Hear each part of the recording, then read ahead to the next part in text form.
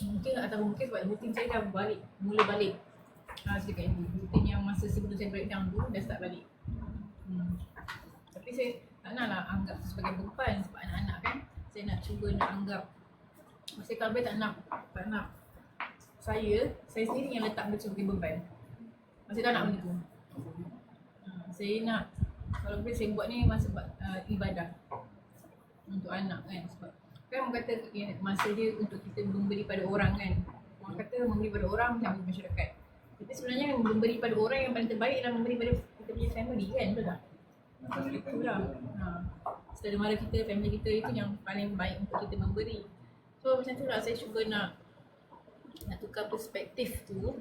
Ubah daripada aku penat sebab uruskan anak, jadi kepada aku uruskan anak supaya diorang menjadi orang yang berguna untuk aku hari nanti.